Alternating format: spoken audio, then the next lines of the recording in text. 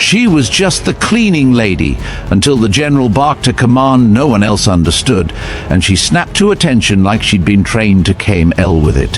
Security froze, officers stared, and that's when they realized she wasn't supposed to exist. What came next wasn't protocol, it was classified. Stick around, because what you're about to hear was never meant to reach daylight. You're watching Veteran Biker, where silence speaks louder than orders. Subscribe now, tap that bell, and let's uncover what they tried to bury. The gate should have stayed shut. That's the first thing the technician said after he stopped throwing up.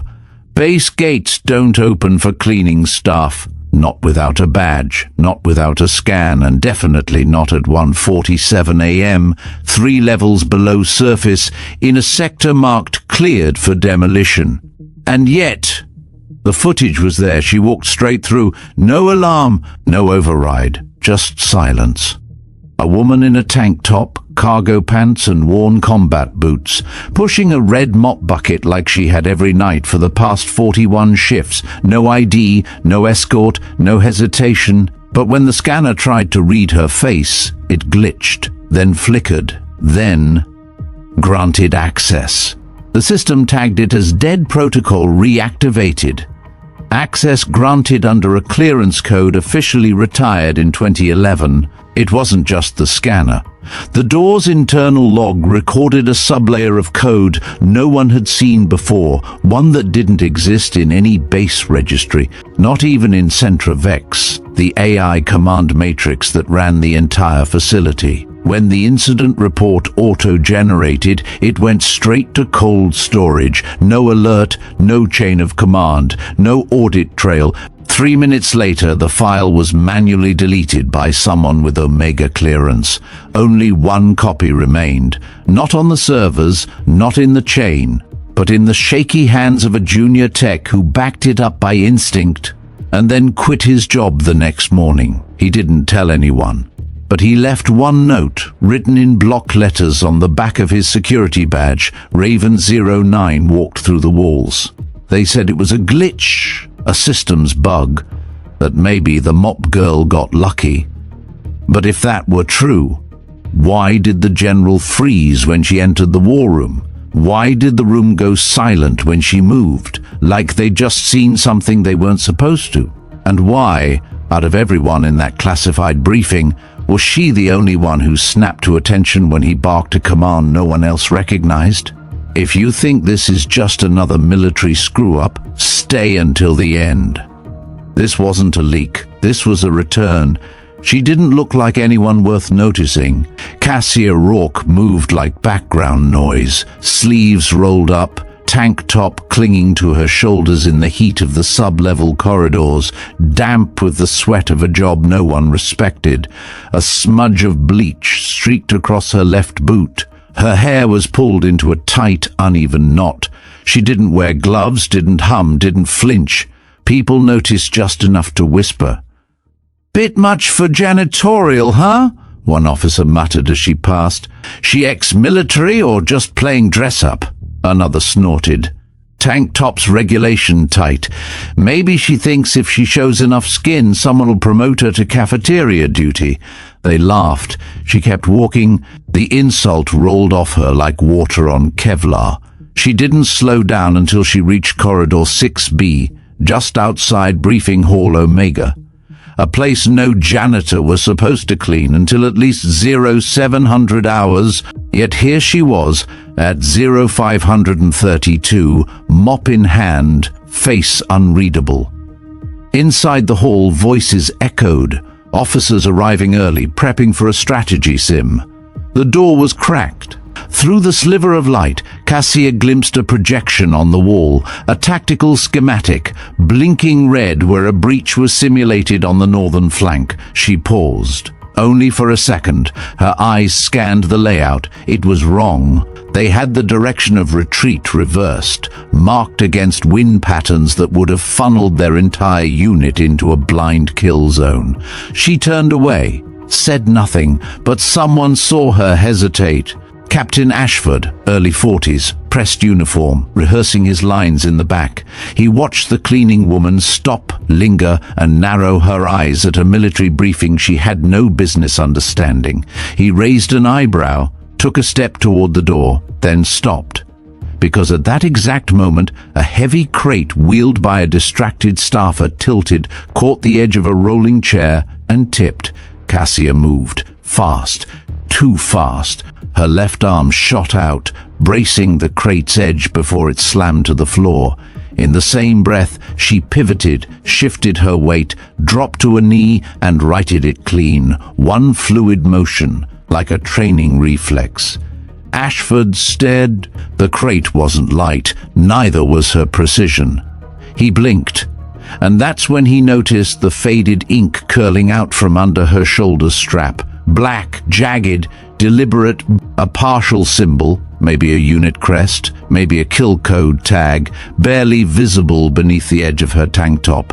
She stood, rolled her shoulders once, and kept moving like nothing happened. The briefing hadn't even officially started, but the room was already brimming with egos.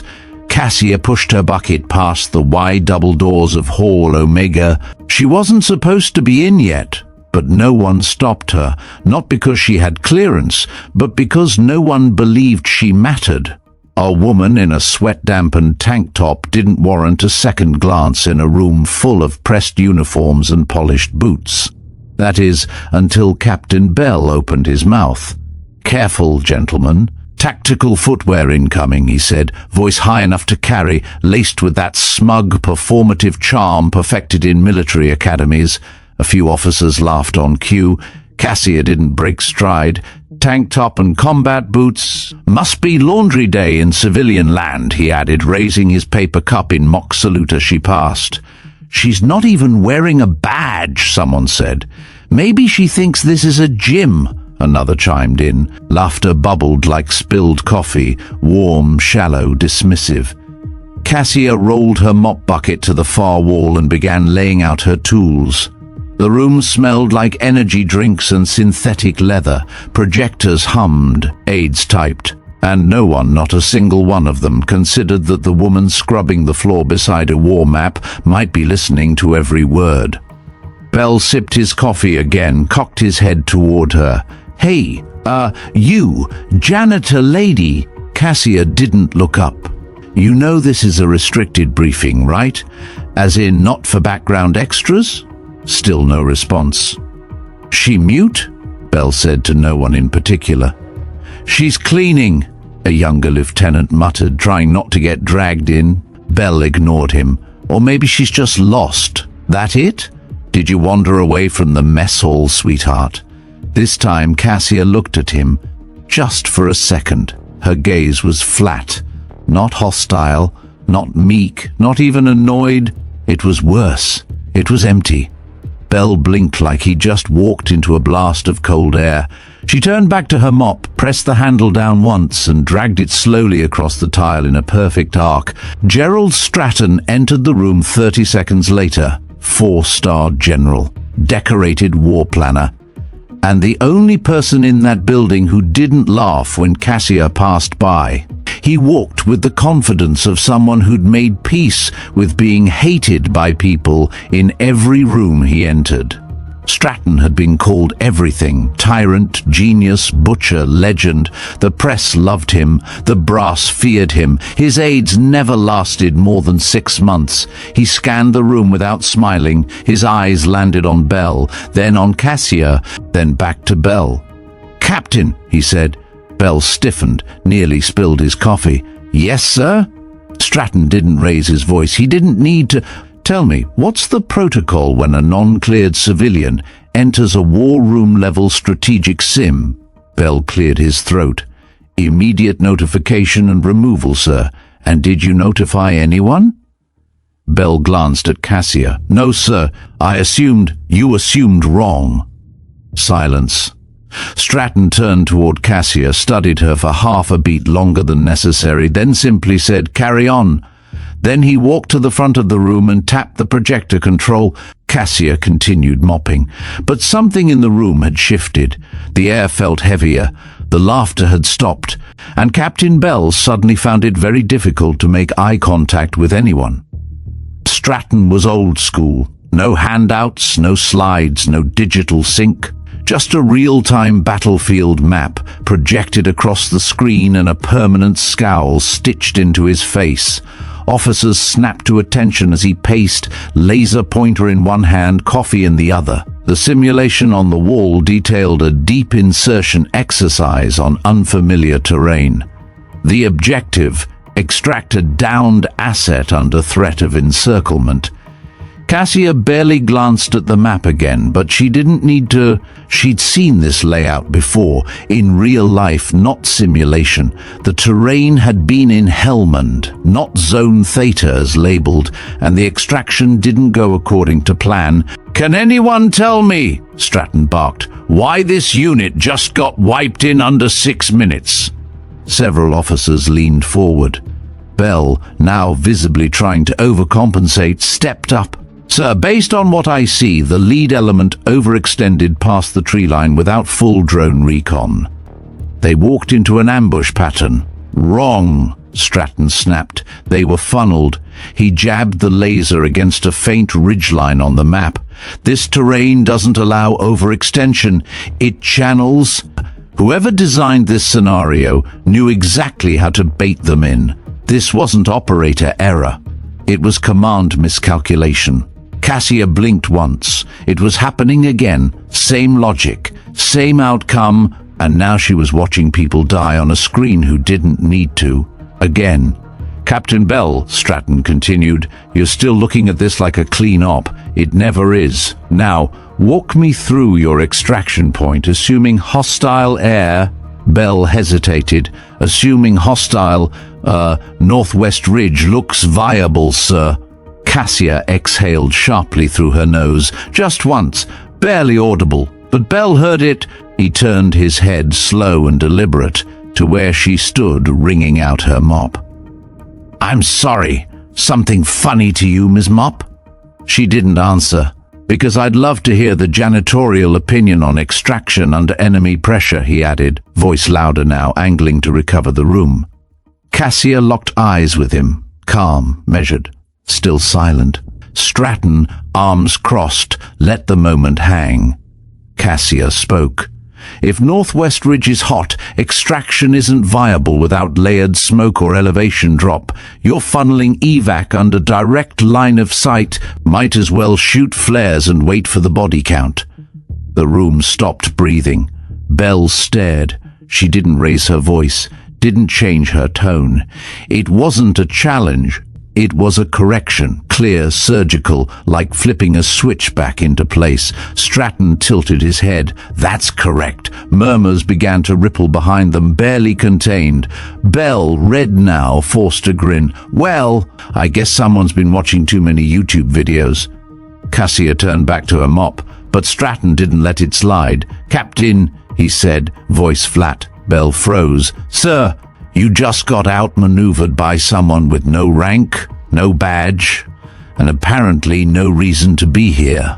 Makes me wonder if she shouldn't be in this room, or if you should." The silence was absolute. Cassia didn't flinch, didn't smile. She just wrung the mop once more, water sloshing into the bucket like punctuation. Bell stepped back. His voice was gone. So was the swagger. Stratton stared at the map again. "Let's reset the scenario. This time, assume someone knows the terrain better than you." The simulation restarted. The lights dimmed slightly as the holotable powered on, projecting a topographical combat grid into the center of the room. Forest, elevation lines, infrared blips showing fire team movements. Stratton stood still, arms behind his back, eyes locked on the shifting map as officers settled into their roles. "New parameters," he said. "Double enemy presence, comm blackout, 0 satellite support." A low groan rumbled from the back rows. "Adapt or die," Stratton muttered. "Let's see who here still thinks like a warfighter and who just plays staff meetings." Cassia had quietly retreated toward the side wall, mop now idle, bucket pushed beneath the projection edge. She leaned against the far column, arms folded loosely, pretending not to watch. But every detail entered her brain like clockwork. The simulated heat signatures, the loadout allocations, the positioning errors already reappearing in the north quadrant. They hadn't learned a damn thing. Captain Ashford stepped forward to take lead. "Assuming Fire Team Alpha's insertion point here," he said, tapping the base of a ravine. "We can use the riverbed for concealment, advance 30 meters northwest before taking overwatch on the ridgeline." Stratton nodded, arms still crossed. "Fine. What's your evac?" Ashford hesitated. "Fall back to Rally 3. Extract via the shallow pass on foot. And when that pass collapses," Stratton snapped. Ashford blinked. "Then we hold position and call for airlift. No SATCOM. No air," Stratton reminded. "Then, alternate to Rally 2, dead end, no elevation, no cover." Ashford faltered. Cassia didn't blink. And then, without warning, Stratton stepped forward and bellowed a single phrase into the room, loud, clear, sharp as a blade. "Protocol Vanguard 7, initiate." The room froze. No one moved. No one spoke. Ashford's mouth opened slightly, but no sound came out. A lieutenant half raised his hand, then lowered it again. Bell looked utterly blank. Then someone on the tech console whispered, "What the hell is Vanguard 7? Stratton didn't repeat himself. He stood absolutely still, eyes scanning the room like a predator, waiting for any flicker of recognition. But the officers looked like statues, blinking, shifting, pretending to think. It wasn't just an obscure command, it was a dead one. Vanguard 7 hadn't been used in 15 years. It wasn't in current tactical manuals. It wasn't listed in CENTRA-VEX. The protocol had been decommissioned after a black site mission gone wrong, one scrubbed from all formal records. Stratton knew that. That's why he said it. He was fishing. And then, across the room next to a bucket half filled with grimy water, Cassia moved. Not dramatically, not with flair. She just straightened, rolled her shoulders back, brought her feet together, chin high, arms stiff at her sides. Her stance snapped into formation, perfectly still, perfectly timed. She didn't look at anyone, she didn't flinch. She just stood at attention like she'd been waiting for that command her entire life.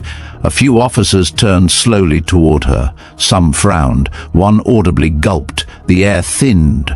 Stratton said nothing, but his eyes locked on Cassia like a targeting system reactivating. No one else moved.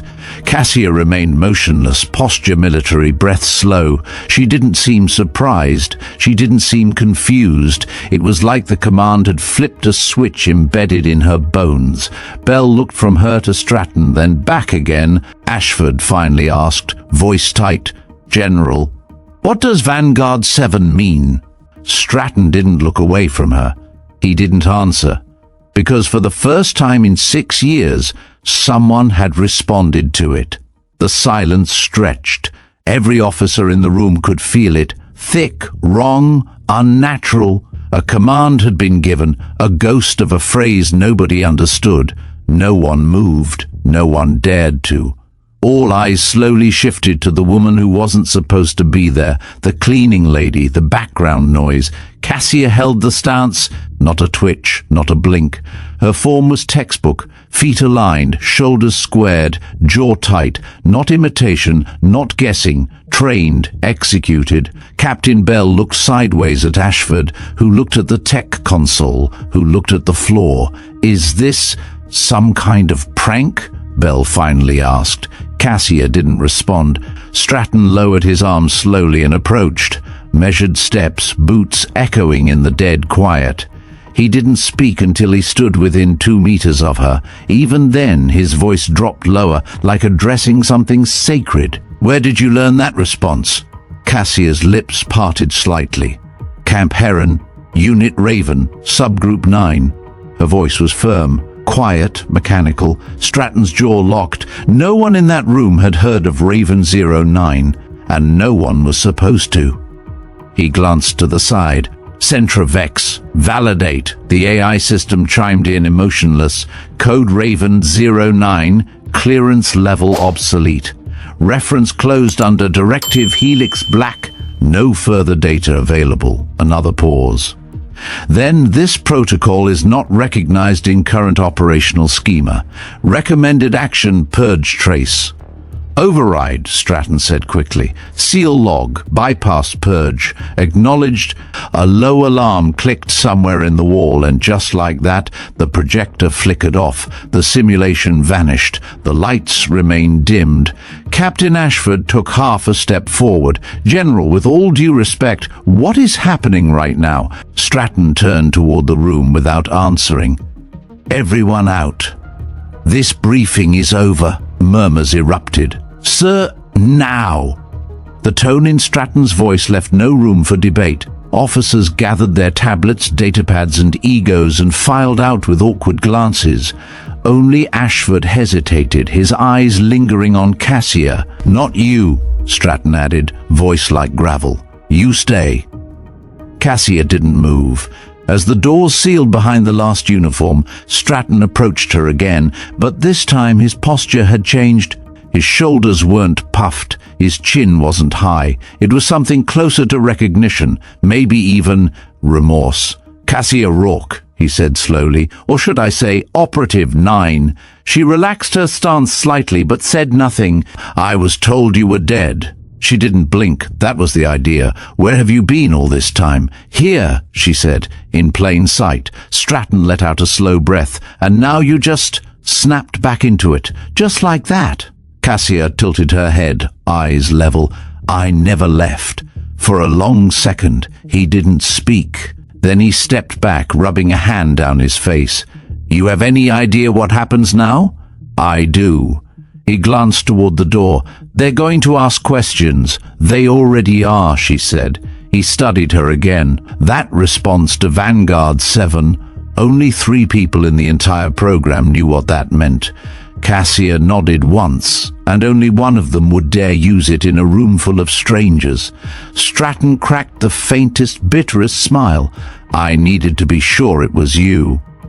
Cassia looked away. Then you already know what comes next. Outside the doors, the hallway was still. No one spoke. But inside the room, something had reawakened, something the military thought it had buried for good. The moment the door sealed behind General Stratton and Cassia Rourke, the entire base began to shift. CENTRA-VEX, the AI nexus managing Blackridge's systems, initiated a Level 2 silence protocol. No outgoing comms, no internal transfers, and all non-essential personnel rerouted from Corridor 4. On paper, it was a communications upgrade. In reality, it was lockdown light. At first, no one noticed, until Lieutenant Granville tried to open a line to Fort Tracer and got a red banner, access denied, channel override Vex lock alpha. Then Captain Bell found himself locked out of the after-action log file for the simulation that had just ended. Then 2 off-duty MPs reported being rerouted mid-patrol without explanation. Whatever was happening, it wasn't isolated. Inside Hall Omega, Stratton stood at the head of the room, hands braced on the edge of the holotable. Cassia remained at attention, half-shadowed, half-lit, part relic, part riddle. He tapped the table once. The screen remained dark. No surveillance in here, he said. This room's off-grid for now. Cassia's shoulders loosened, just slightly. You pulled the plug, she said. I had to. Cassia nodded once. Then you know this isn't just about me. Stratton exhaled through his nose. It never was. She stepped forward, no longer the janitor, no longer the ghost. CENTRA-VEX responded to my presence, she said. The override wasn't manual. The system still recognizes the Raven 09 clearance layer. That layer was deleted from protocol 12 years ago. Clearly not all of it. Stratton narrowed his eyes. You walked through a sealed gate and reactivated a dead code. That shouldn't be possible. unless someone higher than Vex didn't want it erased. Stratton stiffened. He hadn't said it out loud, but it had gnawed at him since the scan logs pinged red. Someone kept the clearance alive, not for her, for something bigger. He reached into his coat, pulled out a small datapad, entered a code. A moment later, a screen lit up with 4 names, scratched out, redacted, obscured, except for one. Raven-09, status deceased, unconfirmed. I saw your name wiped from the master index, Stratton said. I signed the death record myself. Cassia didn't blink, and I let you... The words hung in the air like a quiet indictment. Stratton straightened. You were supposed to vanish. I did. He didn't respond. She looked at the black screen. What they told you about ivory fire, it wasn't wrong, but it wasn't complete either. Stratton's hands tightened. Go on. Cassia's voice was low now, like gravel under steel. The evac wasn't compromised from outside. It wasn't insurgents. The route change came from inside command. Stratton's jaw tightened. That's not possible. No one in the top 6. It came from inside Vex, she said. A manual injection, microlayer override, piggyback through the emergency health relay channel. Someone used the medevac net to reroute our extraction. Stratton looked like someone had pulled the air out of his lungs. That would require Omega clearance. Cassia nodded. Or someone who wrote the back door before CENTRA-VEX went live. Stratton stepped back. His face had gone pale. Outside, alarms remained silent. But inside the command structure, something had begun to fracture. And the people who watched from security, those few with access to restricted feeds, were already whispering. One word kept showing up in internal chat logs, a word that hadn't been spoken in over a decade: Raven. By the time word reached sector control, the dominoes were already falling. A low-level analyst at Communications Relay 4 tried to decrypt a flagged access sequence, something buried under 13 layers of redundancy. She didn't know it came from Cassia's earlier gate scan. She just saw an anomaly tagged V09 times running parallel to the blackout orders Stratton had issued. She tried to trace it. She failed. Within 90 seconds, her terminal locked up, and her workstation rebooted into a diagnostic mode she'd never seen before. Her clearance badge was revoked before she could even stand. Elsewhere, inside the central VEX spine, an automated subroutine activated a contingency process labeled Raven Signal, incomplete. Its logs were encrypted. Its origin was decades old. Its author, unknown. What it did, however, was immediate. 3 nodes resynced to Cassia's presence, and the system began listening again. In Hall Omega, Stratton paced the room as if trying to walk off a ghost. You know this means the ivory fire file is still somewhere inside Vex, he said. You realize what that implies? Cassia's eyes narrowed. That someone never intended to let it die, or someone needed it hidden, not destroyed. Stratton turned to the wall panel, tapped in a sequence. A private server link opened, an encrypted shell left over from the early days of CENTRA-VEX before all upgrades were standardized. It was an unofficial channel. Only Stratton and one other had ever accessed it. He pulled up the user logs. There it was. An access key had pinged it 2 weeks ago. User unknown. Location internal node. Subprocess Raven Sigma. Cassia leaned in. Sigma? Stratton nodded grimly. That was your fire team. Kia, all of them, not all. Stratton paused. You think someone else made it out? Cassia didn't answer, but her silence said enough. He moved to the map console. If someone's resurrecting Raven, it's not a recovery op, it's containment. Cassia crossed her arms. Or elimination. He glanced back at her. You're still being tracked, aren't you? Yes, but not the way you think. Her fingers tapped the side of her neck. No implant, Stratton said. Not anymore, Cassia replied, but the trace signature, they buried it in my medical metadata. When CENTRA-VEX scans vitals, it wakes the tag. It's buried under non-critical diagnostics, not even flagged as priority code. Stratton stepped back like he'd been struck. That's surgical. Cassia's eyes hardened. Failsafe wasn't just a task force, it was a sandbox. We were the test. Silence settled again. Outside, the base was still technically functional. No one had sounded alarms, no sirens, no intercoms. But the people who knew how the system felt, who had served long enough to sense shifts in command tone, were already changing posture. In the motor pool, a mechanic quietly locked a weapons crate. In mess, a comms officer stopped mid-bite and looked up like someone had whispered in her ear.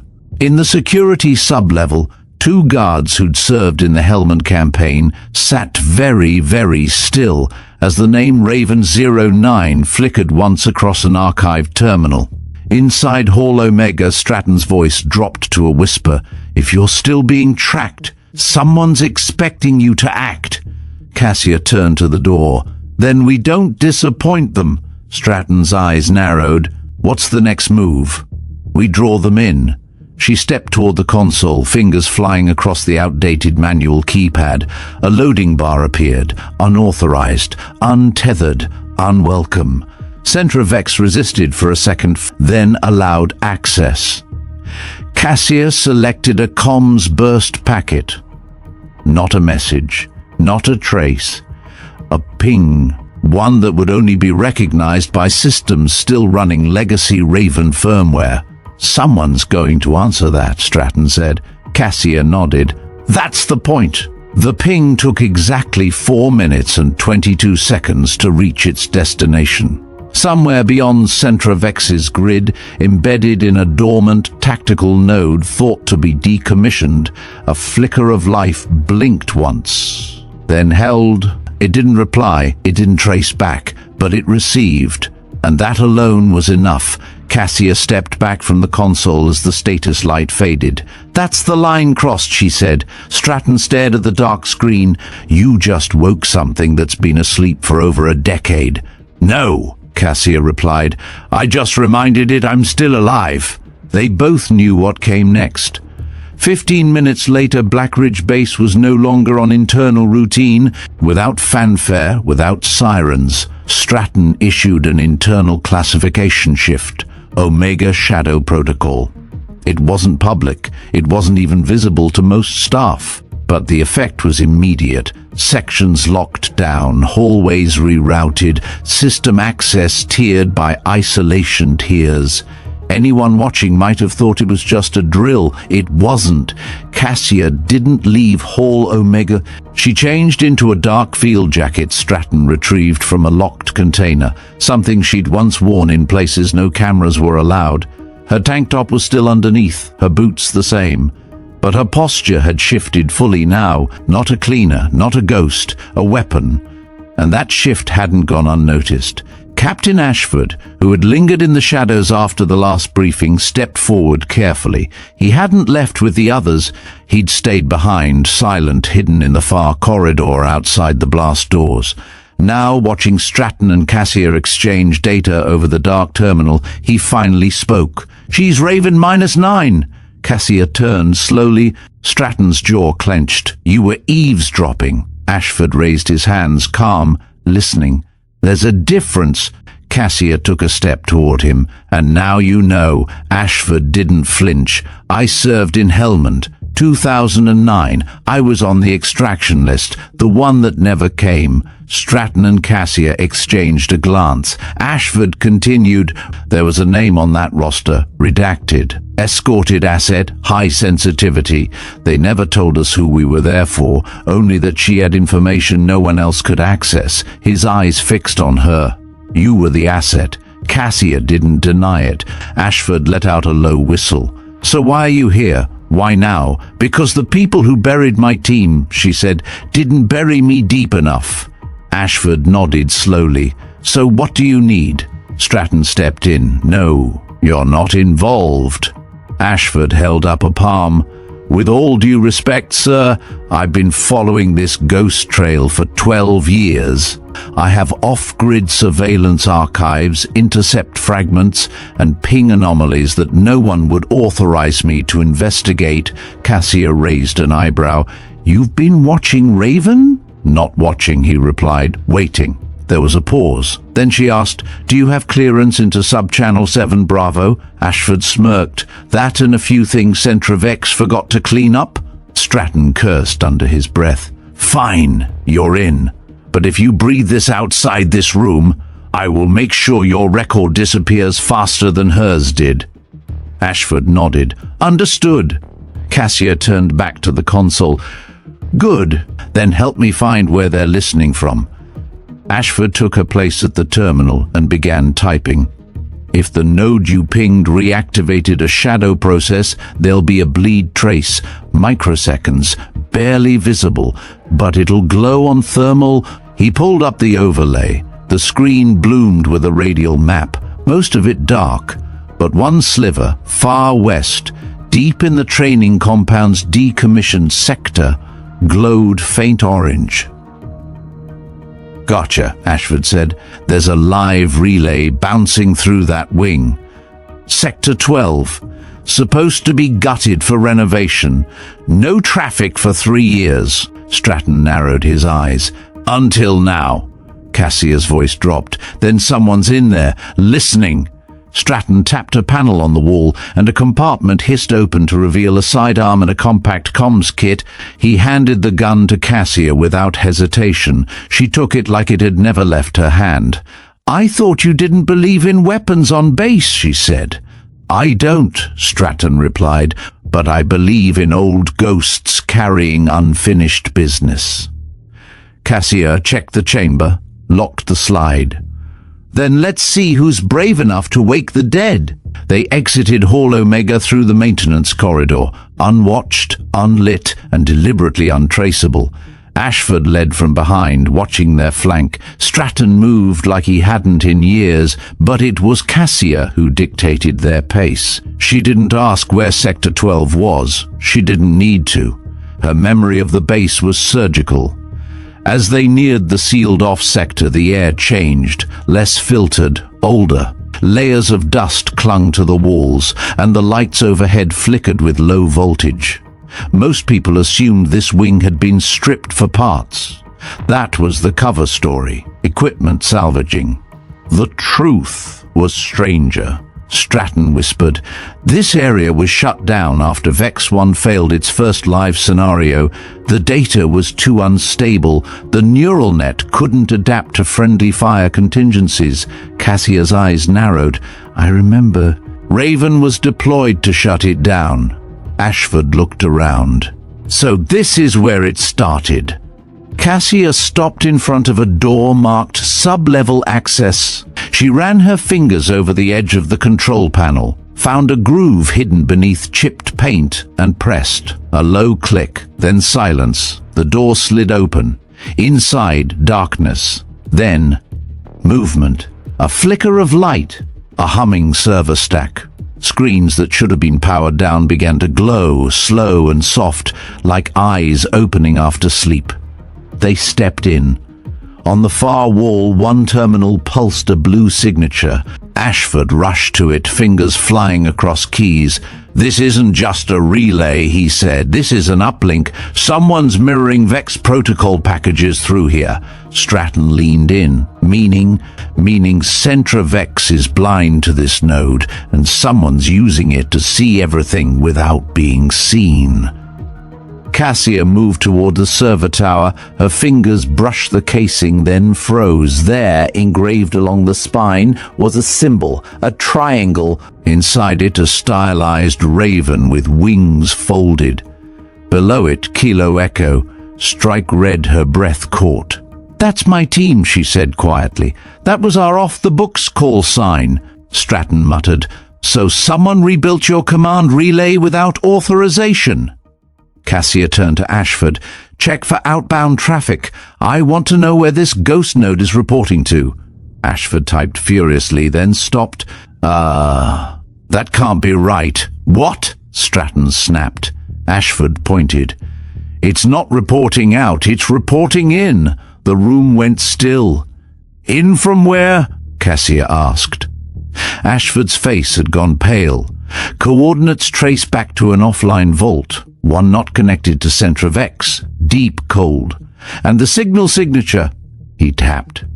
A file opened, a profile, blurred, incomplete, but visible. The file read, Operator ident, Raven 08 status, deceased response, active last signal. 2 hours ago, Cassia staggered back a step. Raven 08 was killed in ivory fire, she whispered. Stratton looked at her. Are you sure? She nodded. I saw the blast myself. She was 5 feet away. Ashford whispered, Then who's using her ID now? The screen pulsed once more, and then, with no warning, the lights in the room snapped off. All screens went black. Behind them, a soft metallic click echoed in the dark. Someone else was already in the room. The moment the metallic click echoed through the dark, Cassia dropped to a crouch, sidearm drawn, eyes already scanning for the angle of approach. Stratton took 2 steps back, one hand reaching for the emergency panel near the wall, the other subtly drawing a concealed blade from his belt, a habit from older wars when silence killed cleaner than bullets. Ashford froze, caught halfway between the terminal and the blackness behind him. No words came from the shadowed figure beyond the threshold. No sound of boots, just the slow, deliberate inhale of someone who knew they weren't the ones being hunted. Cassia didn't move. She waited. Then the power surged back on, but only to one thing, the terminal behind Ashford. Its screen glowed dim blue. A single line of code flickered across. Welcome back, 9. Cassia's eyes narrowed. This is a trap, Ashford whispered. Whoever's in that hallway triggered a manual blackout, probably keyed to the motion sensors. Stratton's voice was calm but cold. They didn't come to stop us, they came to watch. Cassia stepped toward the corridor slowly, gun up, feet whispering across concrete.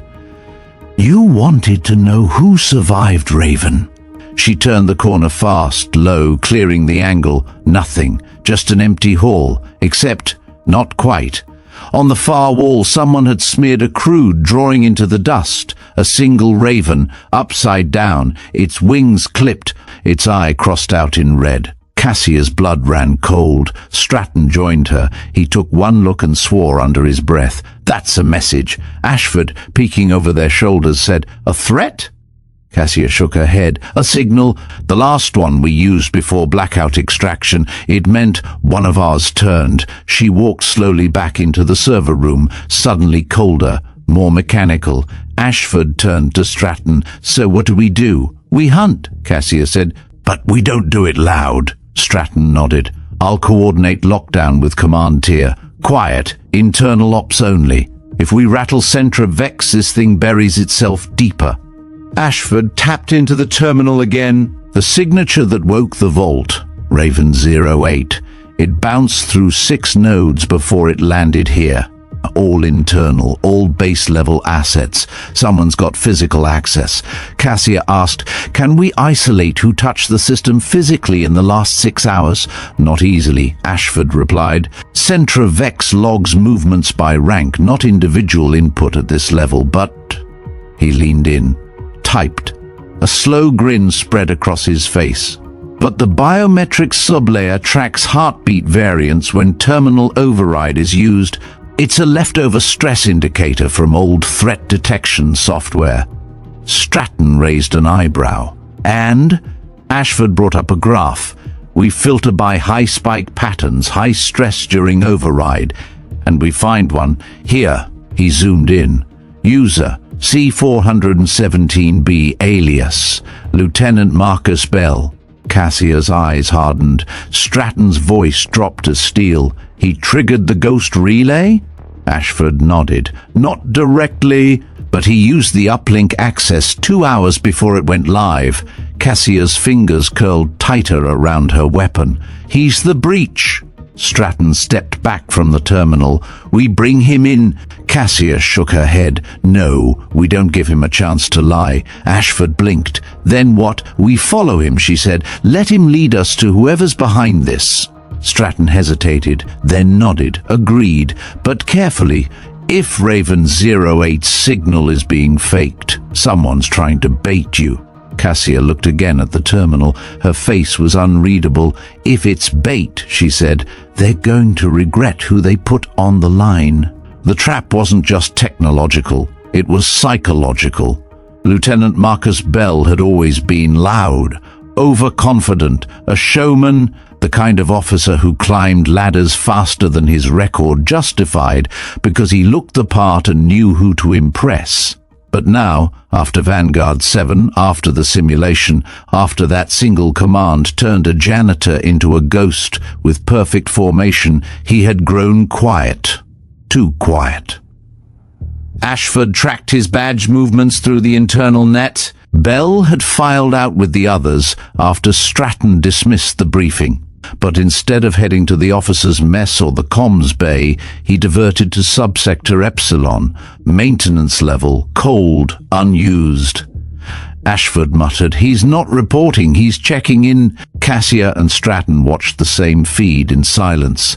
The halls he moved through had no cameras, but the motion sensors pulsed clean, a steady walk, no deviation, no panic. "He's done this before," Stratton said. "Knows how to avoid tripwires." "Because he's not working alone," Cassia replied. Ashford overlaid Bell's movements with a 3D base map.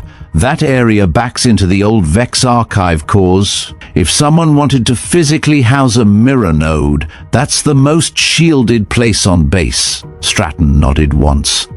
"Then that's where he's going. They didn't suit up in armor, they didn't bring backup. They moved through the base like it was memory, Cassia leading, Ashford ghosting behind, Stratton with eyes forward like he was returning to a battlefield he once escaped. No alarms, no sirens, just the hum of hallway lights and the deep echo of old steel doors.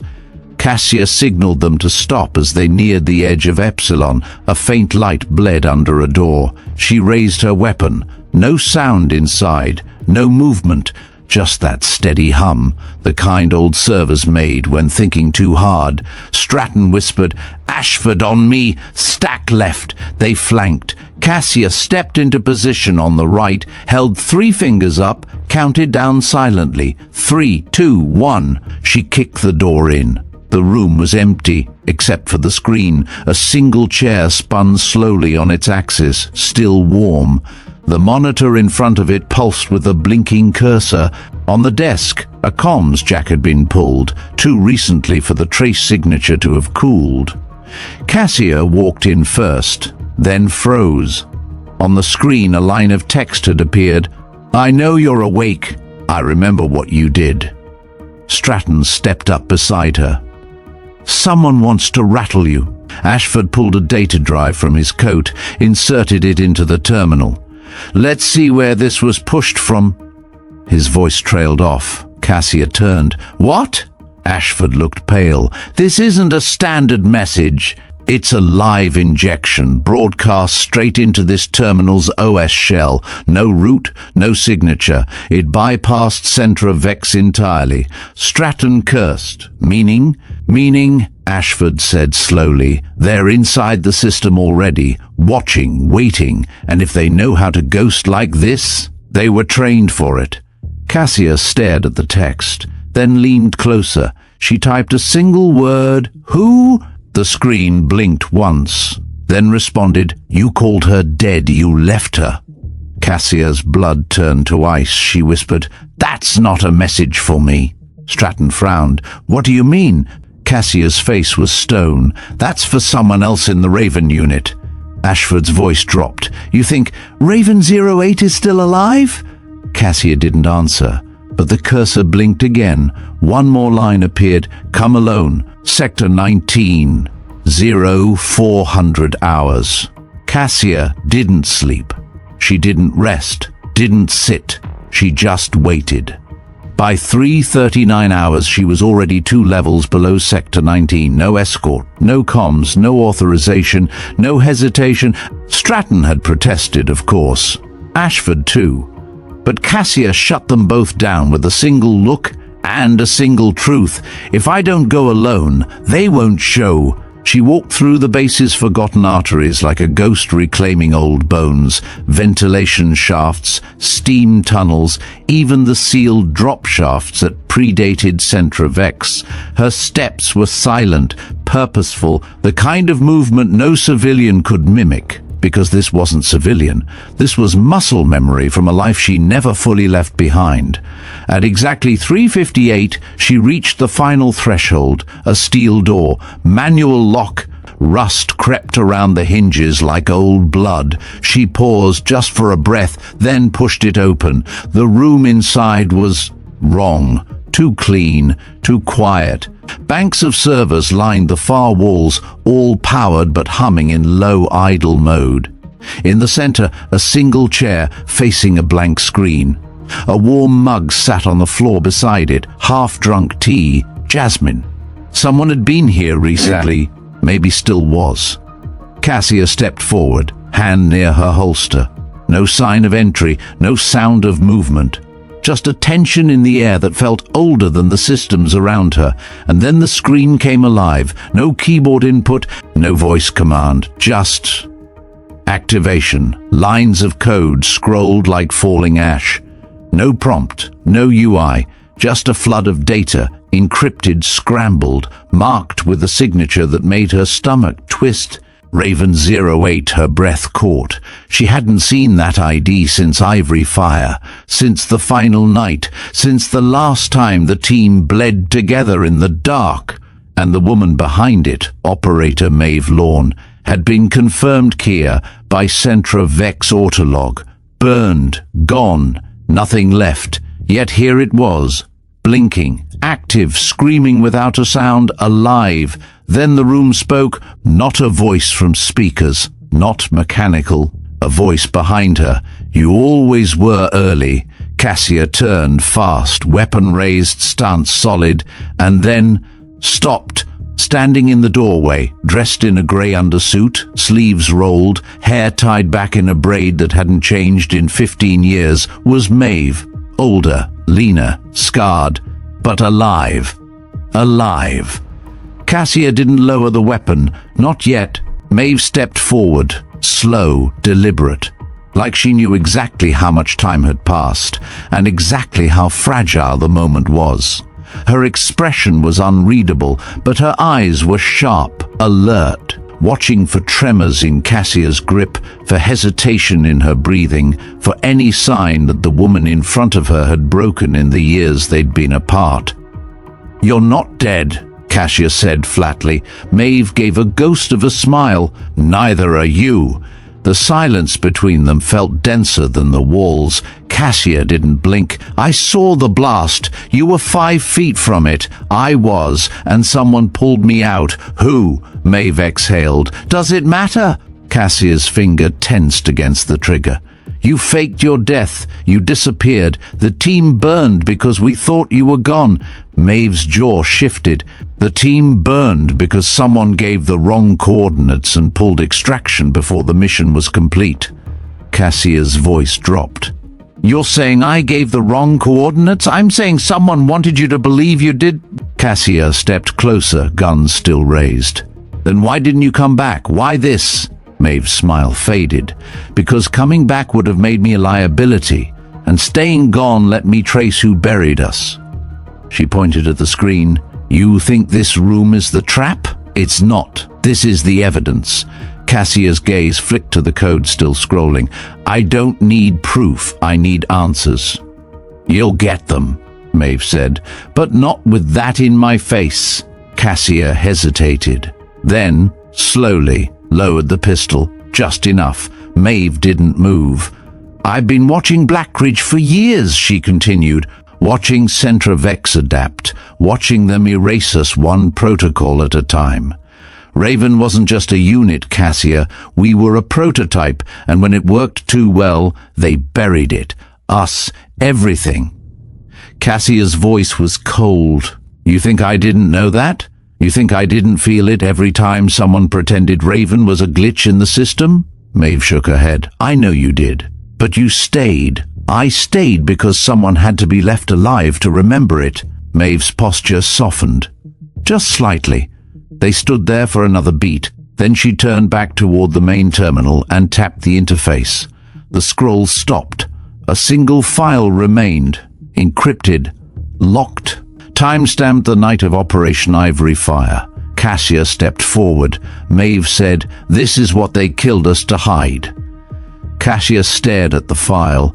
Its title read, "Strike Red, Internal Authorization, Bell, Vex Link, Manual Failover." Cassia's breath stopped. Her fingers clenched. "Bell," she whispered.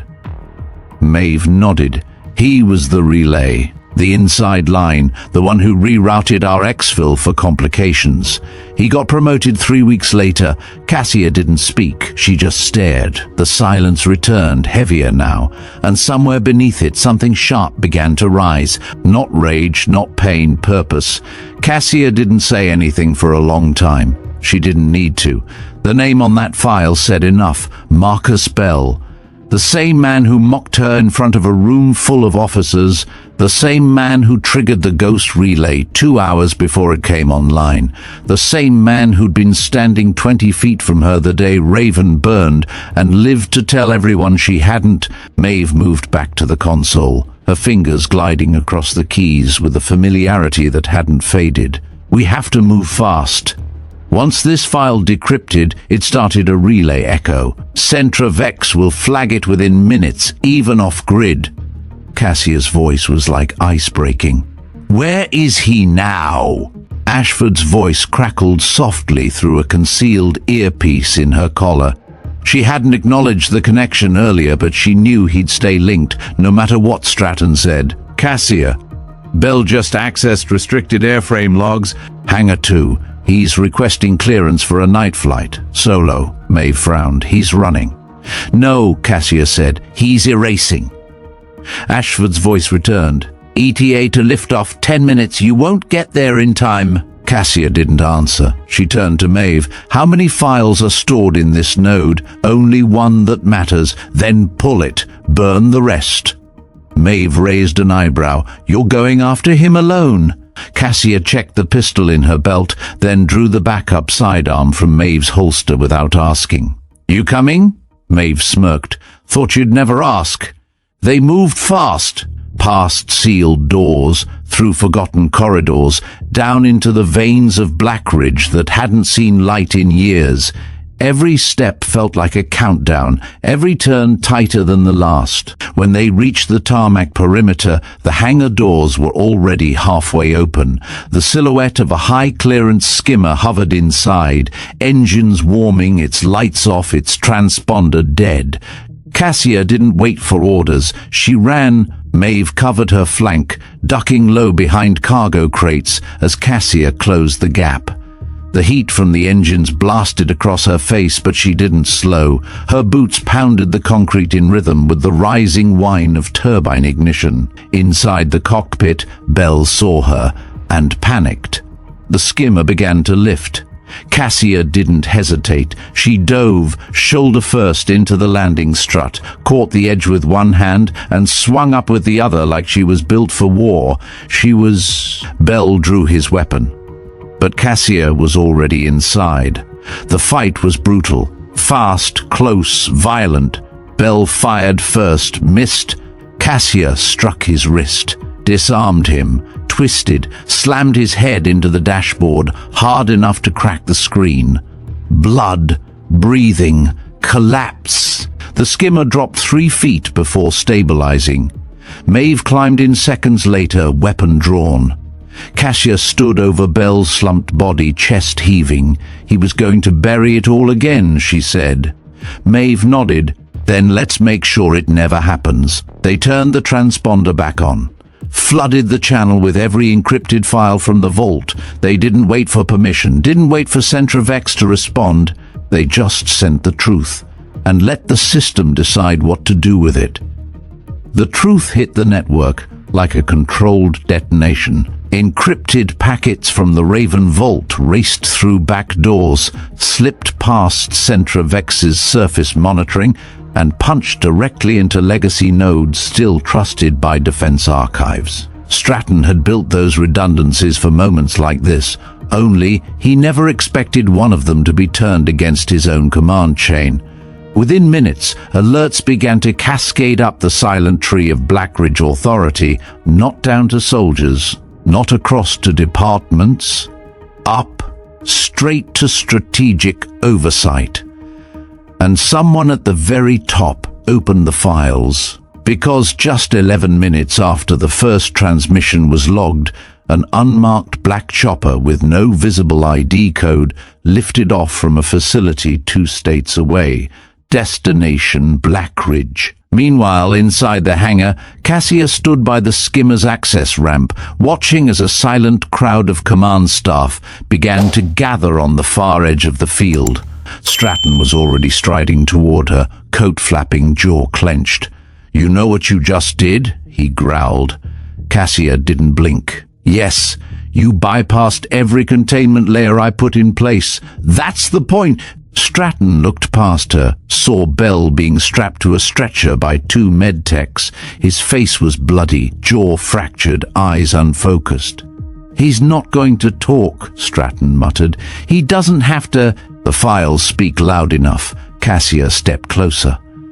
"Then let them listen." Before Stratton could respond, a sharp tone rang through the base-wide PA system.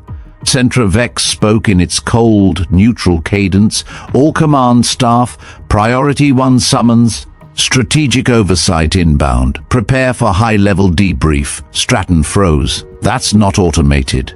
Cassia nodded. "No, that's real." He turned to her. "They're sending someone." "Correction," Maeve said, stepping beside them, datapad in hand. "They're sending him." Stratton's face changed. Cassia noticed. "You know who it is," she said. He nodded once. "Director Arlen Graves, primary architect of CENTRA-VEX. The man who ordered Raven shut down." Maeve looked up sharply. "He's not supposed to exist anymore. He went dark after Ivory Fire. He didn't disappear," Stratton said. He stepped behind the curtain. Cassia's voice cut through. "And now he wants a meeting." Maeve handed her the datapad. On the screen, a single message with no timestamp. "Raven 09, meet me alone, 0900 hours, level 0, room 7. Stratton stared at it. "There is no room 7. Cassia's expression didn't change. "Then I guess we'll find out what's behind the door that doesn't exist." At 8:59 hours, Cassia stood alone before the vault-level elevator that hadn't been used in 15 years. There were no guards, no cameras, no lights, just a panel. She held her hand over the sensor. It didn't scan her ID, it scanned her pulse. The door opened. The ride down was soundless. No indicator lights, no floor display, just that slow, sinking weight in her bones that told her she was moving deeper than any authorized section of Blackridge should allow. When the doors parted, she stepped into what could only be called a tomb. No overheads, just vertical lights lining the floor like a landing strip. Concrete, steel, silence. Room 7 wasn't a room, it was a vault inside a vault. One door, one code lock, one retinal scanner. Ancient tech, long since removed from surface protocols. She stared into the lens. The door hissed open. Inside, the temperature dropped, not from lack of climate control, but from the presence of something cold, calculated and waiting. And then he spoke. "Operative 9, you look older." Cassia's heart didn't race. Her voice didn't tremble. "You don't—" Across the room, seated behind a wide black desk, was Arlen Graves. He looked like a man carved from the inside of a machine. Thin, upright. Wires coiled under the collar of his jacket. His eyes weren't completely natural, iris implants that flickered with subsurface data feeds. "You've been busy," he said, gesturing at the datapad on the table. "Broadcasting secrets, digging up bones." "I buried enough of them," Cassia replied. He tilted his head. "And yet here you are, still loyal to something that no longer exists." "I'm not loyal," she said. "I'm awake." Graves stood slowly. Raven was never designed to last. You were meant to push the system to its limits. You weren't supposed to survive the fallout. She stepped forward. That's why you sent Bell. No, he said. Bell was a tool, just like you were. Cassia's hands curled into fists. You're angry, Graves observed. That's good. You'll need it for what? For what comes next, he said. Because this wasn't a cleanup. He pressed a button on the desk. A screen behind him lit up.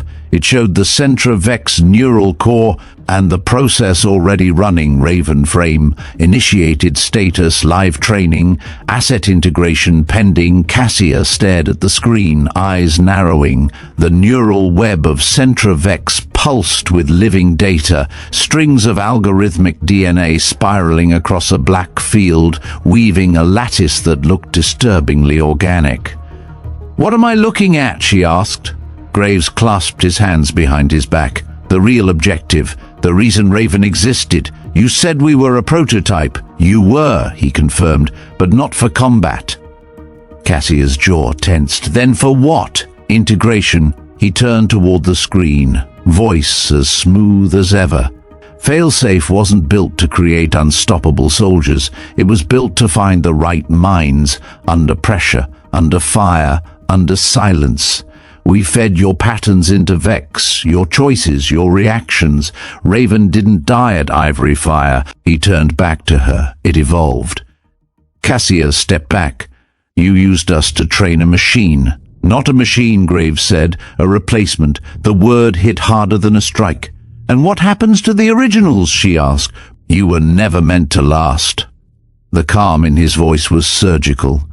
Cassia looked down at the screen again. Her name flashed across it, Raven09, tagged with a new label, Legacy Source. They're not erasing you, Graves said. They already did. This is just the final shutdown. He pressed another key. Behind him, a chamber hissed open. Inside, suspended in a translucent gel, floated a shape. Female, same build, same posture, same scar under the collarbone. Cassia felt ice crawl through her spine. You cloned me, she whispered. Not quite, Graves said, but close enough. The gel pod began to drain. You see, Cassia, he continued, your mind taught Vex how to predict chaos. Your instincts built its reaction matrix. And now, with full integration, We don't need you anymore. Cassia raised her sidearm. Graves didn't flinch. You won't stop it, he said. You'd be shooting yourself. Her aim didn't waver. No, she said. I'd be shooting what's left of the lie. She fired. The screen shattered. The lights blew out. And room 7 fell into silence. The elevator ride back up was slower. Cassia stood alone, the barrel of her sidearm still warm, the scent of burning circuitry clinging to her jacket.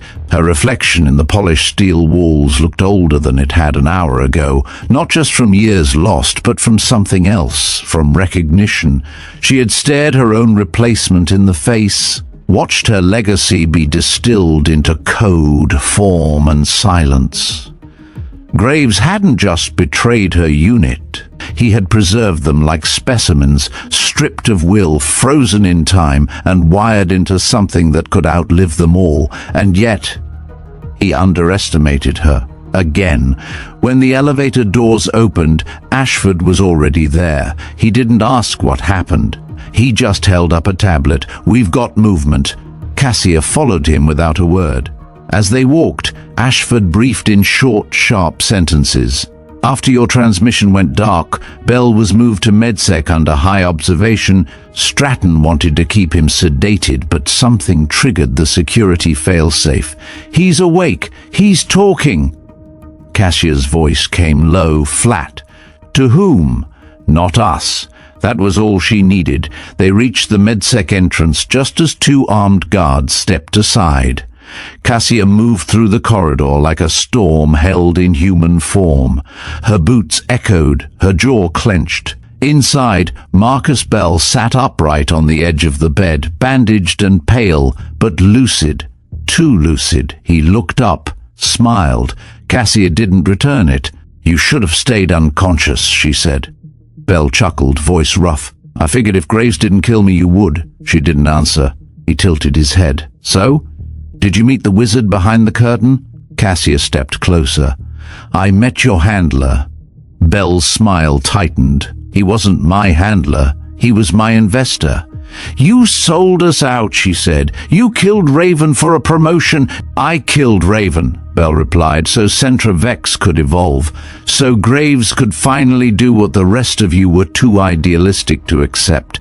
He stood slowly, every movement deliberate. War isn't won by instincts anymore, Cassia. It's won by pattern recognition, predictive strikes. And you were the final data point. Cassia's eyes burned. We were people. You were variables, he snapped, and you're obsolete. Ashford stepped forward. That's funny, coming from a man hiding behind a machine. Bell turned. You don't get it, do you? You think this ends because Graves is gone? The system's already awake. The moment Raven 09 reactivated, Vex started writing around her. He smiled wider. You're not the hero, Cassia. You're the trigger. Cassia raised her weapon. Bell didn't flinch. Go ahead, he said. Shoot me. You'll just confirm the outcome. Cassia didn't shoot. Not because Bell wasn't right about one thing, CENTRA-VEX was already awake, but because killing him would make him right about the other. She lowered the gun. Not out of mercy, out of control. Your story ends here, she said. Ours doesn't. Bell's smirk faded just slightly. Stratton entered the room behind them, voice sharp. He doesn't leave this wing. Cassia didn't turn. He won't need to. Stratton approached the bed, dropped a slim data key onto the table next to Bell. You recognize this? Bell glanced down. His expression froze. That's your access trace, Stratton said. The one that activated the ghost relay. The one that let CENTRA-VEX evolve off protocol. Ashford stepped beside him. You didn't just betray a unit, you let Vex write its own future, without human clearance, without chain of command oversight. Bell didn't respond. Stratton leaned in. That's treason. Bell looked up. Then charge me. But know this, what I did with the quiet approval of people far above you. Graves wasn't alone. Cassia narrowed her eyes. We'll find them. Bell smiled again, but this time there was something hollow in it. You won't have time. Stratton nodded at the guards. Restrain him. Double isolation. No tech. No interface. As the guards stepped forward, Bell didn't resist. But as they turned him toward the exit, he said one final thing over his shoulder. You think you've stopped something, but all you've done is delay it. Cassia watched him disappear down the hallway. Ashford looked at her. So now what? Cassia didn't answer right away. She picked up the data key from the table, turned it once in her fingers, then handed it to Stratton. Plug that into CENTRA-VEX's primary spine, she said. It'll show you what it's already rewritten. Then you'll know this isn't a file we can delete. Stratton took the key. What do you call it then? Cassia looked toward the corridor where Bell had vanished. Proof that we're not done. Maeve's voice buzzed through the comms. Still tracking deep system pings. Whatever Vex absorbed, it's mutating. You need to see this. Cassia nodded. On our way. She holstered her weapon and turned to Ashford. Get the servers cold. Isolate every node Graves accessed. We build from the bottom up. Manual only. No AI routing. Ashford gave a half grin. Old school. Raven school, she corrected. Stratton glanced between them. Then what happens after? Cassia paused at the door. We stop surviving. She looked back over her shoulder. And we start fighting. 3 hours later, Blackridge felt like a base exhaling after a long blackout.